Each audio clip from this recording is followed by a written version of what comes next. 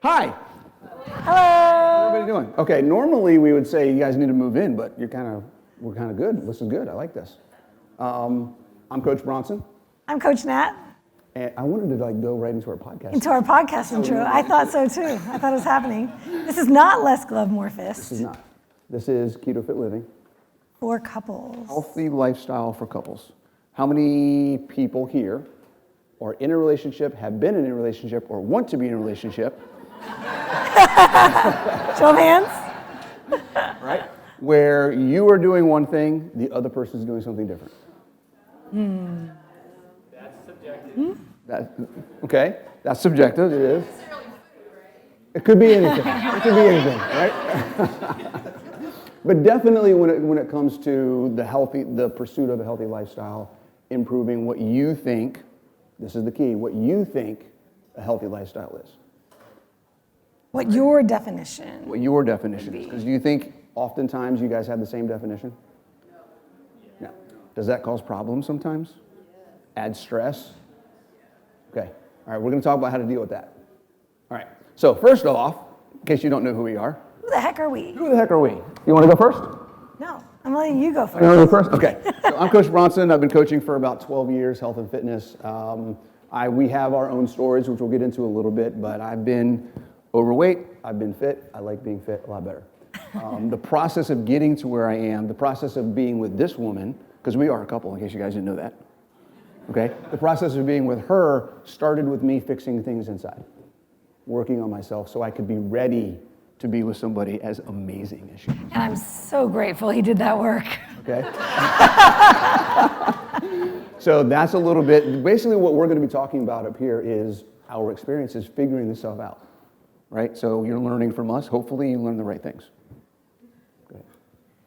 So similarly, I've had ups, I've had downs, I've been overweight, I've been underweight. I have gone through it all. I too am a coach, have been coaching for many years, health and fitness, nutrition, mindset. I am the woo-woo on this stage. So I care a lot about not only what's happening in here, but what's happening in here. And that has a lot to do with our topic today. Same thing. I did a lot of inner work. I like to say that I manifested this man into my life. I believe in what you put out comes back. And if I had not done that work, I don't think he would have shown up. We actually met each other at a keto event that neither of us were planning to go to and showed up at the last minute, and it is very clear that this is why we were meant to be there. So if you're not going to events as much as possible, if you're single looking for a relationship, go to keto events. You never know what's going to happen. You never know. All right, so why did we choose this topic? Because we have both been in situations where we didn't handle things the way we would have wanted, where we were not supported by our partners, and we've learned from that experience, and we want to help others navigate that maybe better than we have in the past. Yeah. And our entire relationship, we have been intentional about that from day one. And I think we both think that this is why this relationship is different and better than anything we've had. Outside of the fact that we both like eating meat and working out and all the other types of things, right? So there's a lot of things that are similar there. But the biggest thing, just a little bit of transparency. I was divorced about 1.5 years before we met, something like that. Part of the reason I got divorced was because my wife at the time was a registered nutrition dietitian. So even though she's the one that introduced me to carnivore, once I found it and started doing it and started teaching it and started like, holy crap, what is going on? She was like, whoa, what did I do? Right? And that was a major, major rift in the level of communication and where we were going in completely opposite directions. So having gone through that process, part of what I needed to do was understand that my journey isn't her journey, right? My journey is not your journey. Your journey is not my journey. And that's what we're going to talk about today. And my journey started with a breakup. Eventually, a book will come out by the name of, do not steal it, Breakups Make Bodybuilders. 10 years after that breakup that started my health and fitness journey, I became a pro bodybuilder. And that is what I do today, is I get to prance around on a stage in a little bikini, showing off my body, and coaching other women. And coaching women, teaching them how to feel confident in a bikini as well. Yep. So thankful for that failed relationship. Yeah.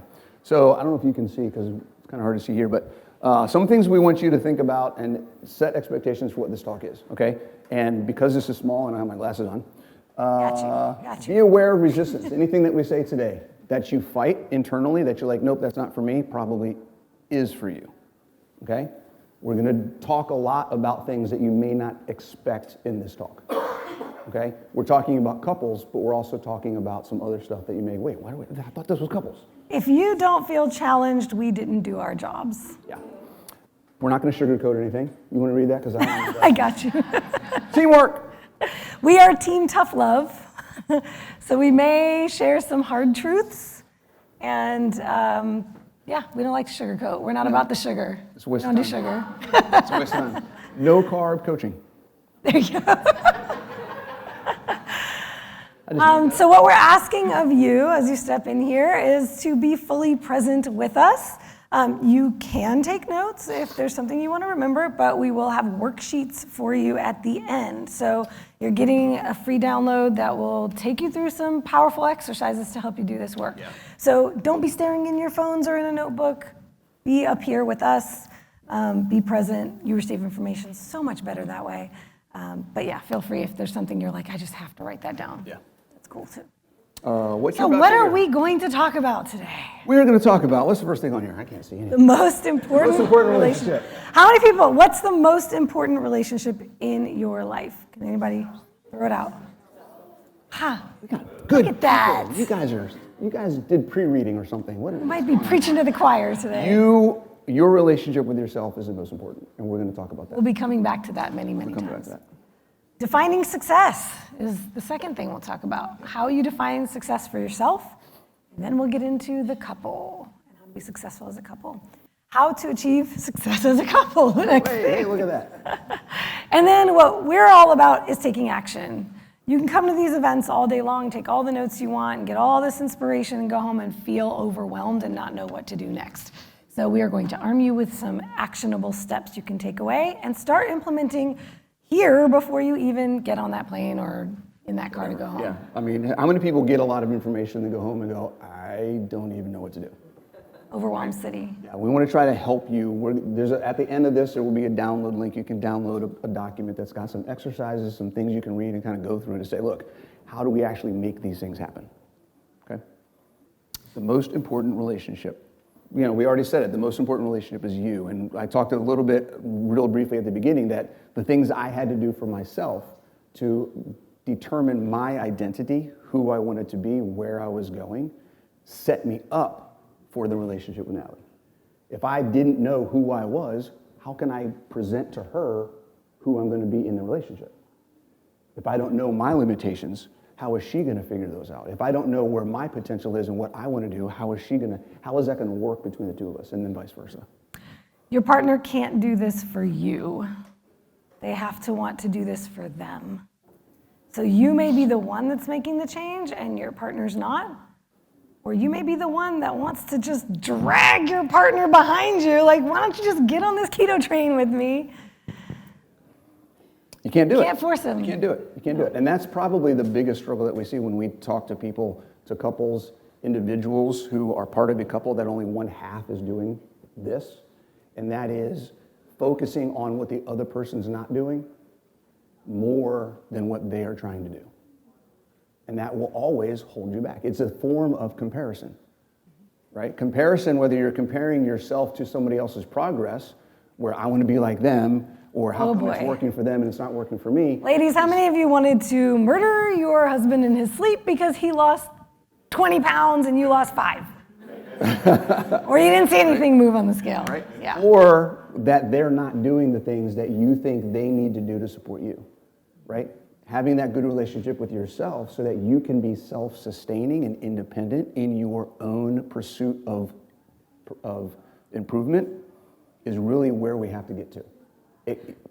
And the your outside world, whether it's the outside world or your spouse or partner, shouldn't affect your progress. your keto journeys, if you're both on a keto journey, are not going to look the same.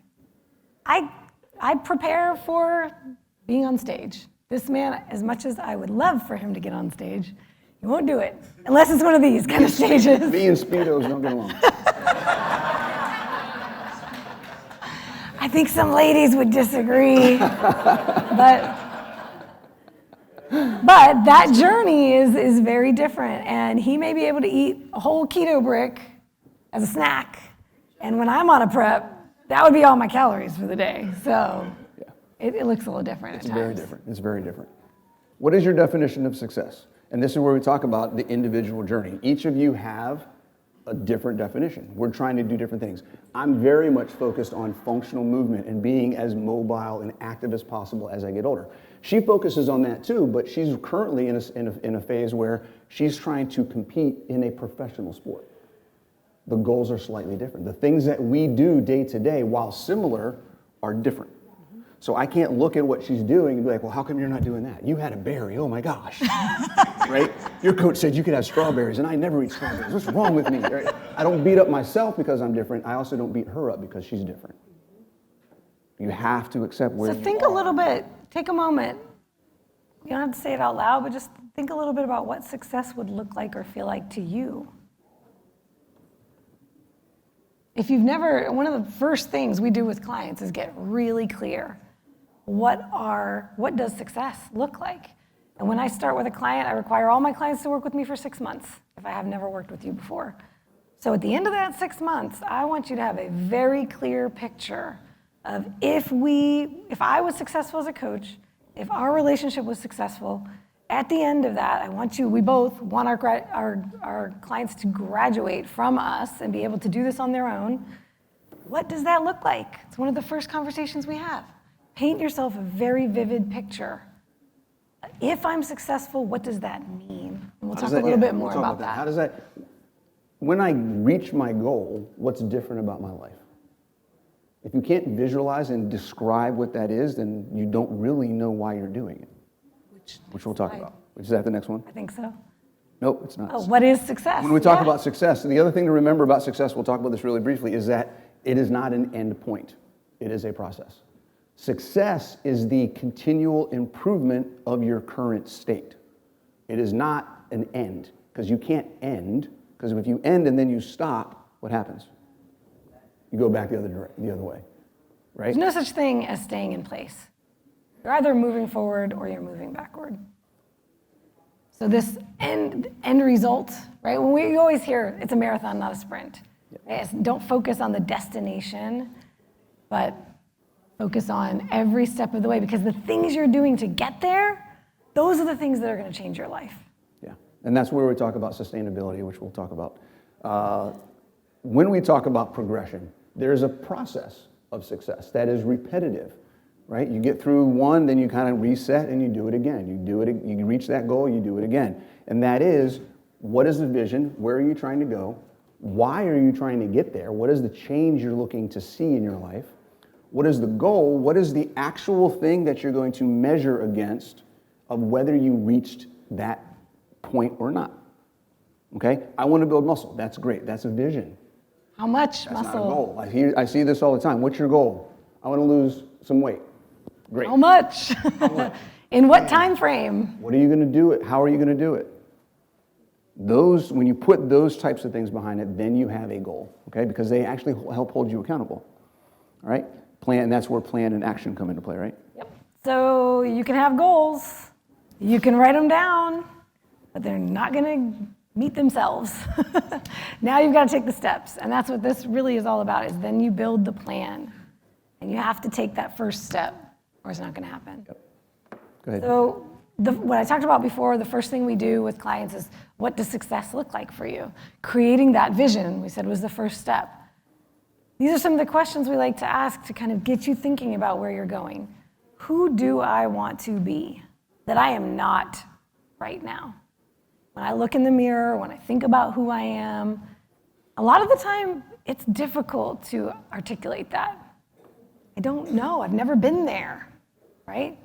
If you have a long way to go, you don't even know what it feels like to be that person. So one of the things we like to do is encourage you to think about, okay, well, what do you not like about where you are now? Write a list of everything that frustrates you. You know, you can't get up the stairs without being out of breath, right? You want to be able to get on the floor and play with your kids or your grandkids. Whatever it might be, what is frustrating you right now? Write it all down and then draw a line. And what is the opposite of that? This is going to be more challenging than it sounds. Some things are very clear, but I hate being tired all the time. What's the opposite of that? I want to have energy all day long without trying, right? Getting into that now helps you really create that vision, a very clear, vivid picture of where you want to go. And then it helps you identify what are the things you have to do to get there. What is that person? That's where we talk about creating an identity. Okay, this is the stuff I don't like, so that if this is the lifestyle that I want to live that has these things or doesn't have these things in it, what is that person? Think of that person as a third person. That's a different person because that's not who you are right now. What does that person do every day? How do they live their lives? What are the habits that they've developed? What are the things that they do, the choices that they make to keep that lifestyle going? And then now you have a list of the things you can start implementing in your life to get to that point. And if you're not sure, this is a great place to be because these kind of conferences, the online community, right? We all have our keto friends online and we're all here meeting each other for the first time. Everybody's at least in one group on Facebook. I hope, or well, at least Instagram, YouTube, you know, that's what all these influencers are for. Not to tell you, oh, if they do this, I need to take that exact supplement, I need to do exactly what they're doing, but how do they live their lives? If you have no examples in your own life, with your family, with the people around you, we are your online community, your online family. All right, what's your why? This is the most important thing because this is really what's going to differentiate your experience and your actions more than anything else. What gets you out of bed every morning and makes you decide that I'm going to have eggs and bacon and sausage instead of a bowl of cereal? What's going to make you get up every morning and have you decide to go work out instead of sleep in an extra 30 minutes? What are the things that are going to make you make those decisions over and over and over again? Okay? We like to say that your why should make you cry. If you can't talk about your reason for living this lifestyle without getting emotional, then you don't have a true why. You have a I'd like to. You have a motivation that's coming from possibly someone else or some influence you've had on your life. That's not your true, deep-rooted, emotional reason for getting up every morning and doing this. It'll never become a lifestyle until you emotionally connect to why you want to do it. I love the way he talks about the why. That's his jam. All right, what's next?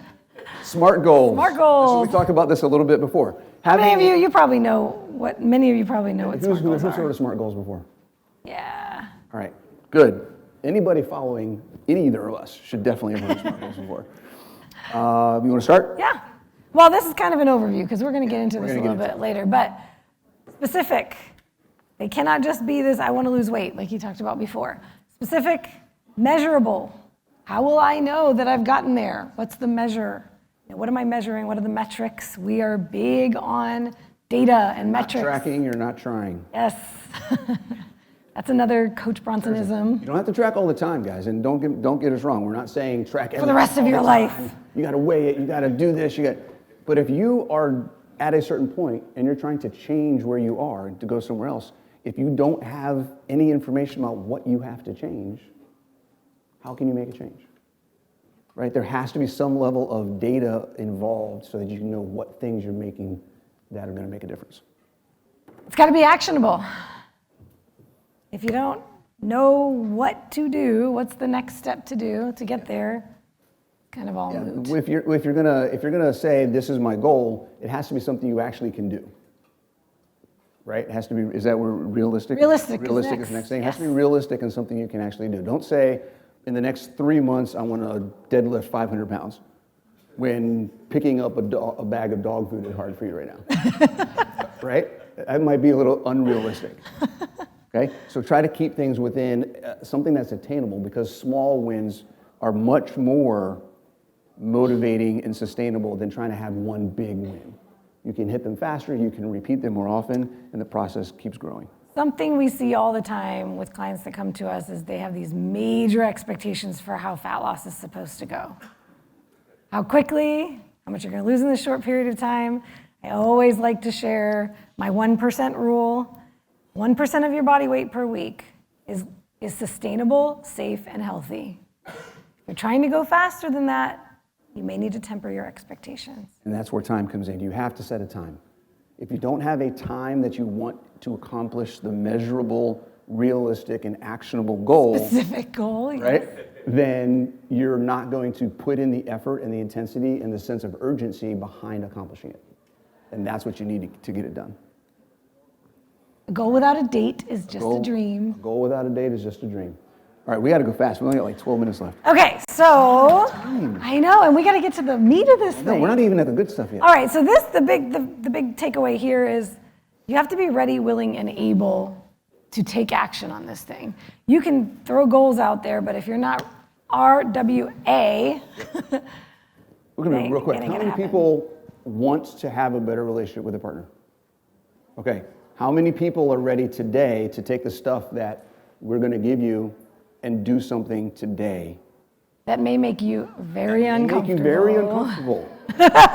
Right? It's like, yes, depends on what you're going to tell us. I don't know. It's, I wish we could do a survey afterwards, see how many people actually did. Actually did it. All right, so, and that just goes into take the lead. Sometimes you got to jump. Sometimes you got to jump.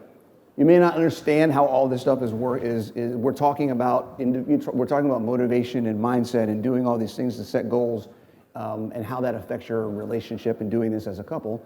But you kind of have to just take that jump and give it a try. Just like you did with keto, just like you did with starting a fitness routine, just like you did with whatever. You got to take the information and say, hey, is this going to work? I'm never going to know if I don't give it a shot. And don't be afraid of being the partner that pushes when the other partner doesn't want to maybe do this yet. It's a give and take, right? Sometimes you're pushing, sometimes you're getting pulled. All right, so we talked about... Why are you laughing so hard, Richard?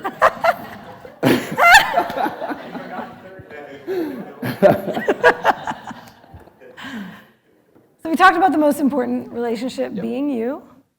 This is what's going to set the foundation for your relationship with your partner. So there are 3 entities in your relationship. You, your partner, and the couple. The couple. You guys together is different than you guys individually.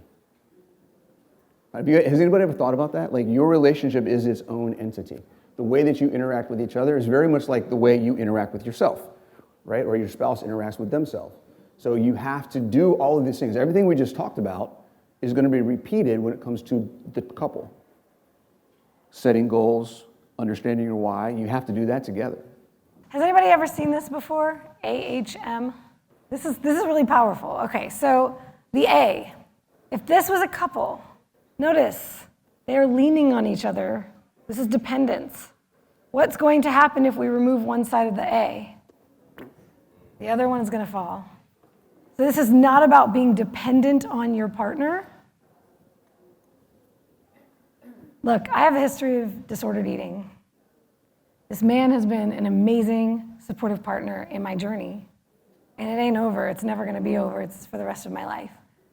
For those of you who are food addicts, recovering food addicts, sugar addicts, any other kind of addict, your partner can support you, but they cannot hold you up. You have to be able to hold yourself up. It is my journey first, and I cannot blame him if I go on a binge and then I have to recover from it. It's not his fault. It's not he should have done X, Y, Z to keep me from doing that. I am my own individual first. Yeah. However, if we were independent, the H, we would just be 2 separate entities. We're only held together by this little bridge in the middle, right? So if one lets go, the other one doesn't feel any difference in their life. don't think, if most of you who are in love with your partner, have been with your partner for a long time, you would feel a major loss in your life if that person wasn't there. But you don't need that person to survive, right? So the M is what we're looking for. The M is the interdependence. If one lets go, the other feels a loss, but you're still strong enough. You'll still feel balanced. You'll still move on. You will survive. And if you're going in different directions, you can still maintain your individual goals and course of where you're going in life without it affecting the other person or the other person's direction and the things they're doing affecting yours. In the other two, any movement in one direction is going to affect the other, right? When you're interdependent, you can move independently together. And if you can put those two concepts in your head and have them coexist, it's a huge benefit. Independently together. You are your own entities, but you are also that couple, the couple, and you have to figure out how to bring those two together and move forward as a team. One of the things we were both looking for in a relationship was a partner who could push us, encourage us to be our better selves. And that's going to take that person sometimes saying things that you may not want to hear. So it cannot break you or crush you. And it can't be like, I don't care what you said, whatever. It has to be this, oh, I'm taking that because I respect your opinion and I appreciate it. And sometimes you have to say, you know what, you're wrong. That's never happened. Ever. Ever. All right, the success of the couple. It's the same as the individual success, same steps. Right? It should look familiar to what we just talked about as for success of the individual, right? It's the same process. It's just another time you have to do it. You do it for yourself, then you get with your partner. Now, here's a couple things. Doing it with another person takes some extra steps and extra things you have to throw into the mix. If I'm working on myself, what's something I have to be with myself? I have to be honest with myself. I have to be self-aware. I have to be willing to accept the flaws that I identify and willing to accept the things that I'm doing well. How many people ignore when they're doing good? And just you don't give yourselves enough credit. Yeah, you do not give yourselves enough credit. You got to be able to do that with your spouse too. So we get into how do we work as a couple? This is what we're here for. This is the slide. Go ahead. First and foremost, ask for what you need. That's not as simple as it sounds. For many of us, we have no concept of what we need. I was a person who always did everything up here in my mind. Everything was internal. I was single, by the way, my entire life. Like a very short adult relationship one time 12 years ago. But I was never married. I was always by myself. So everything was processed in my own mind. I didn't have to verbalize a thing. I didn't have to communicate to another person. Everything took place in here. Thank God I'm a mind reader.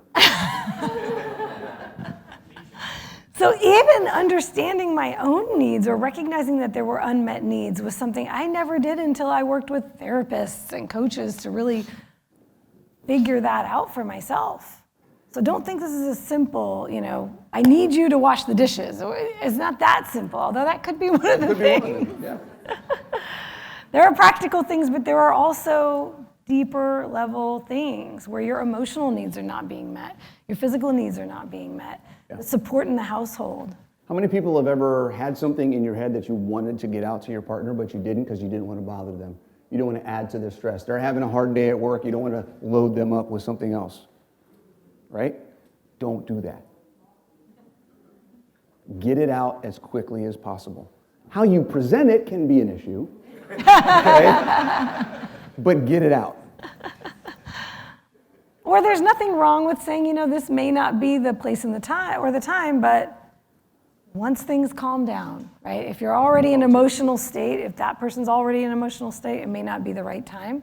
But don't wait a month, right? Tonight could be a better time. Tomorrow morning before you get into the day. Yeah, and then on the other side of that, if you're the spouse or partner who is receiving, okay, be aware of resistance. There's going to be times where they're telling you something that is how they feel, That doesn't mean, this is going to sound weird, that doesn't mean it's true. It's how they feel. So to them, it is their truth. Okay, you have to understand where they're coming from and listen and accept that. And then there's a discussion and there's an awareness. Am I doing something to make them feel that way? Are they feeling that way because of something they got going on that I don't know about? Like, there's a whole back and forth process. But if you have resistance to something just because they're coming at you with something that makes you feel uncomfortable, you have to be aware that there's a whole bunch of things that could be in play. And if you just knee-jerk react to that communication, it's probably not going to go well. Get curious. Get curious. I love that. Get curious. Why are you saying this? What's Get some going clarity. on? Yeah. If you find yourself getting angry, emotional, resistant, upset, defensive, take a pause and then ask, because you're assuming something about what they're saying, most likely. Yeah, yeah. A lot of that comes from assumption. A lot of that comes from there's a possibility that what they're saying is actually something that you're doing. How many people love it when someone calls them out? Not at first, right? At least not at first. And then once you take it in and you recognize, this person will come back to this, but this person is on my team. They are coming from a place of love, even though it may not always be presented that way. Yes. And that's probably the biggest thing in this whole discussion is you guys are together. There's supposedly a love connection, a mutual enjoyment of being around each other, wanting to do good for each other. So the assumption that they're saying something to hurt you kind of doesn't make sense. Assume positive intent. Right? Assume that Always. the information coming at you, even if it is painful to hear or difficult to hear, assume that it's coming from a good place, a positive place. Okay, what else we got? Be vulnerable. Is Now- safety on there too? No, No? Okay. it goes along with. Goes along with it. Are we talking about that We are on the talking other about slide? I think so. So being vulnerable requires something really, really important, and that is safety. This should be your safe space. Your partner should be the place where you can share anything and never have a fear of judgment. Anything.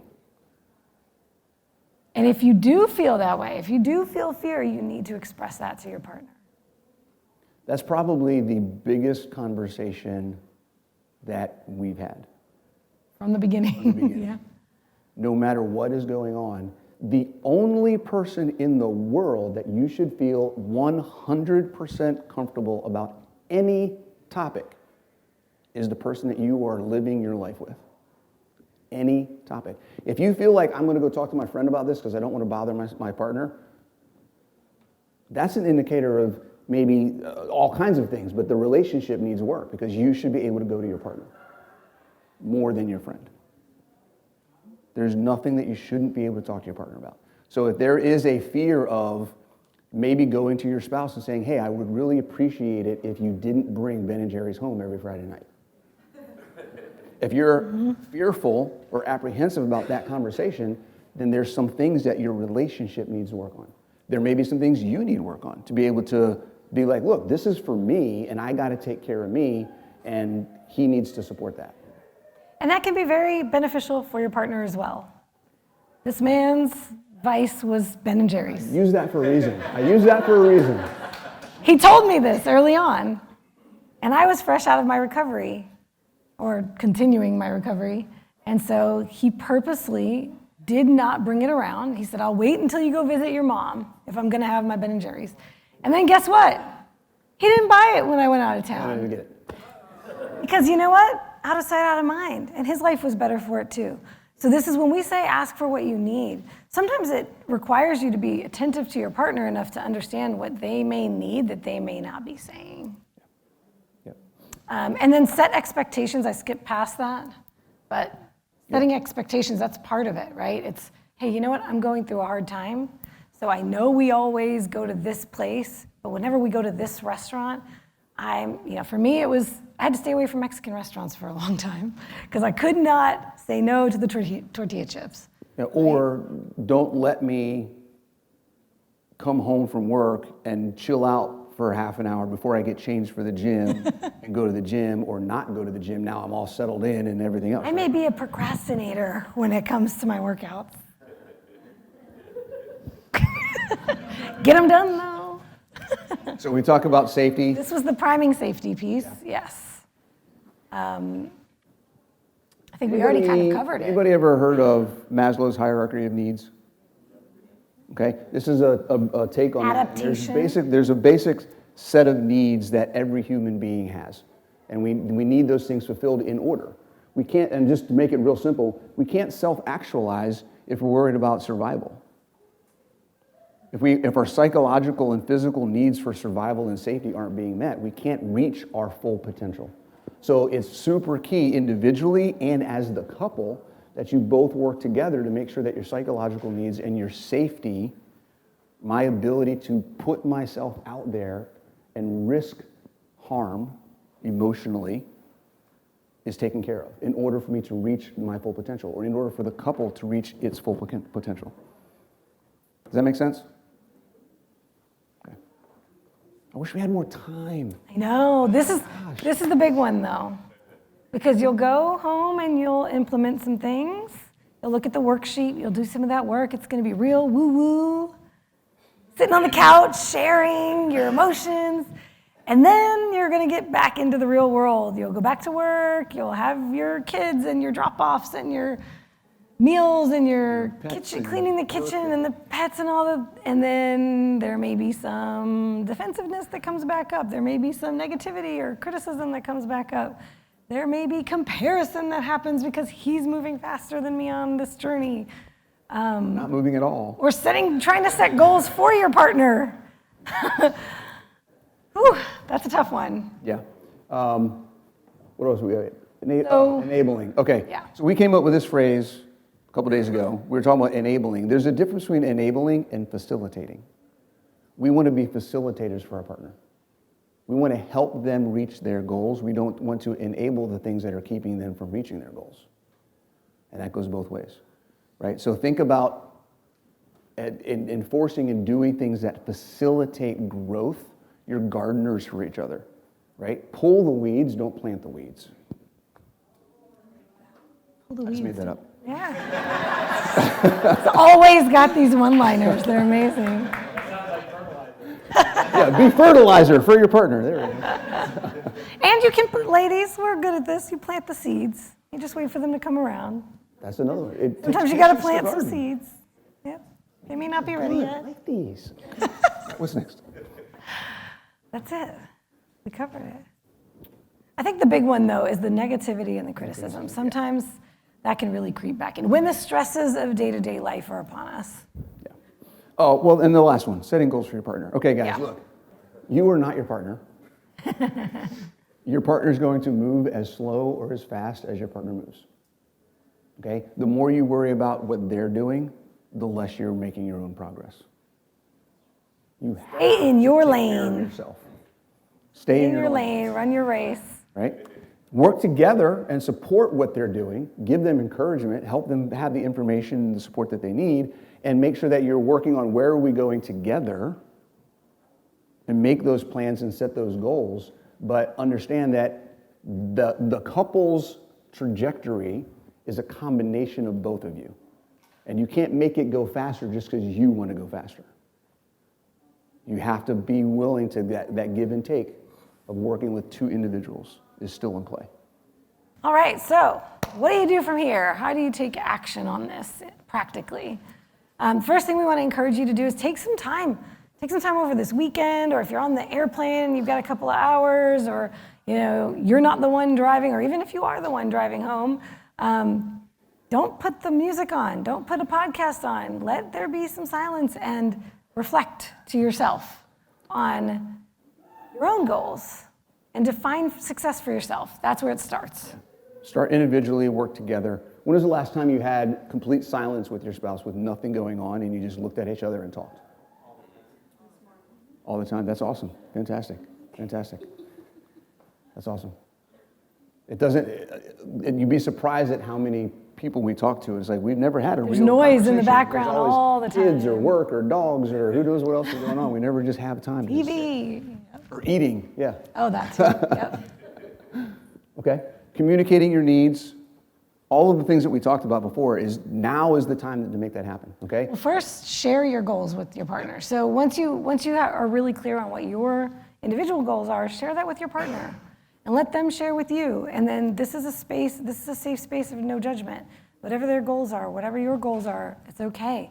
Get clear on what the other person is working toward, and then you can set that vision for the couple. Then how do you help each other reach those goals? That's where the expectations are. This is my goal. This is their goal.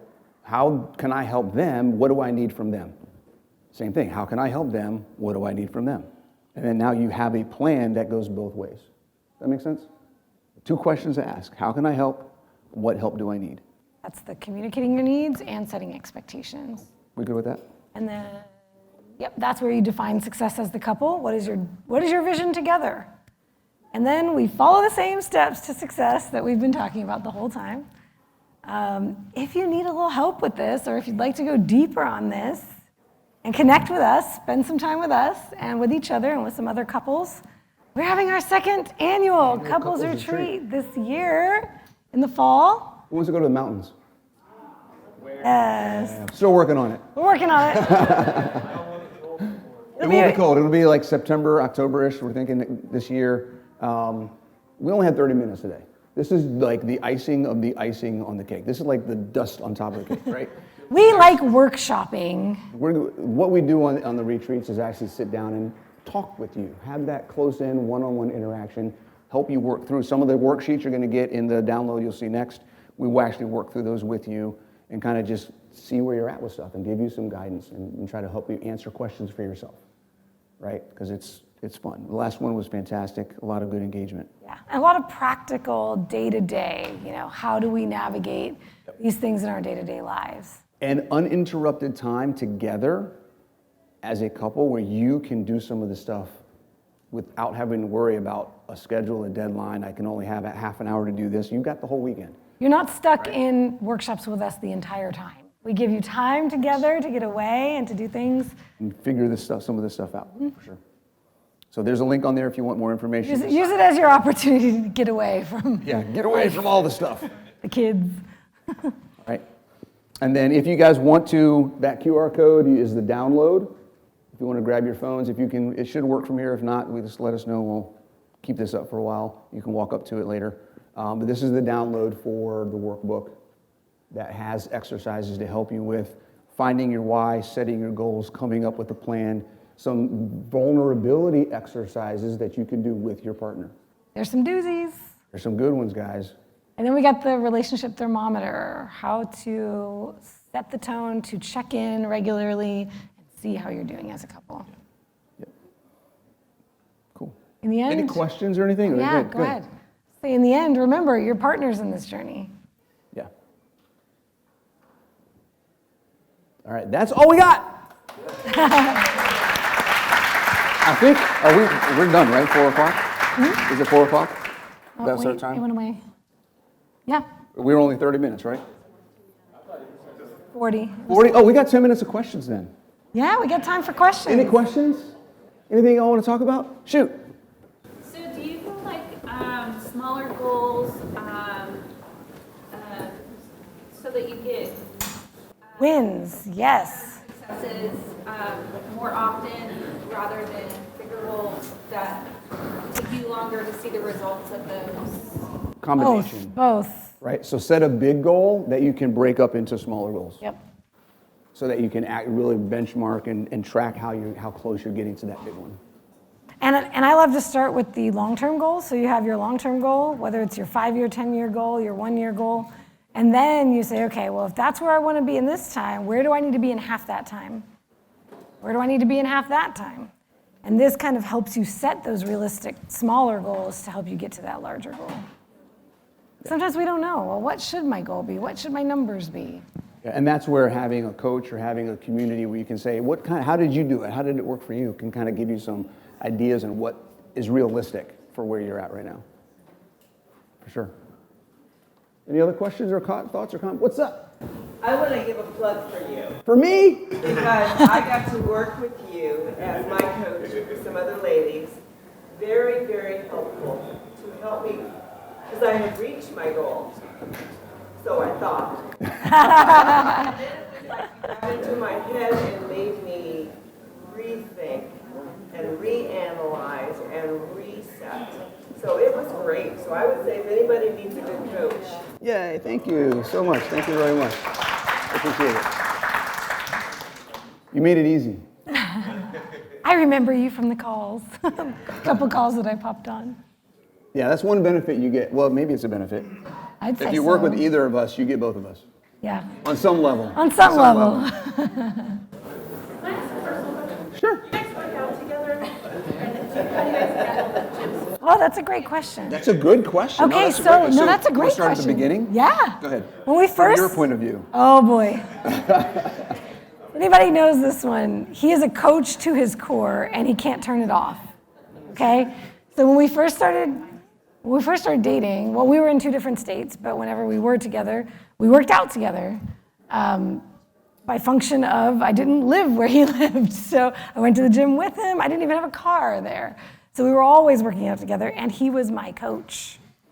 He was going to be my coach for my prep Not that a good year. thing to do when you first start dating. Not a brand new relationship.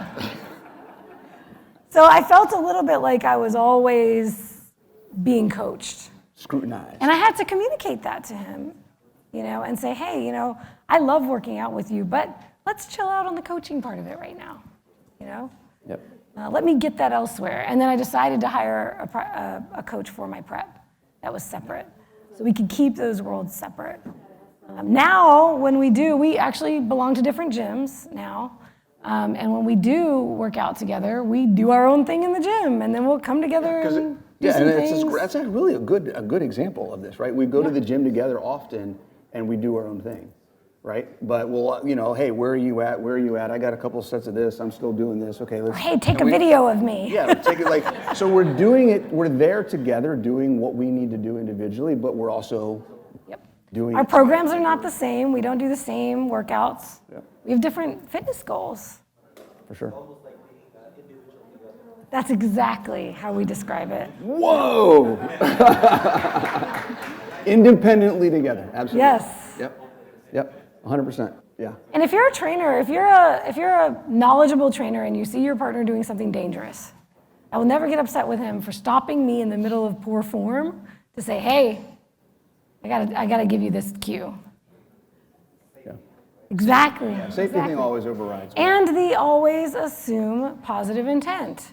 I know he's not coming over there to make me feel bad about the way I'm lifting. Yeah, Right? 100%. Cool. Anything else? Shoot. I got one more. So you said don't be afraid to push. Okay, I got one that's on the edge. He's eliminating sugar. So we're a step in the right direction. So how do you push lovingly without overstepping? Okay, so what I meant for the push, right, what I meant for the push was pushing the communication, pushing the let's sit down and talk about our goals. So it's pushing on the couple work, right? So you do not want to push on the whatever they're doing with their diet, whatever they're doing. You sit down, you ask him, you do what we ask you to do, or in the workbook, we work you through, right? What is his goal? What is his why?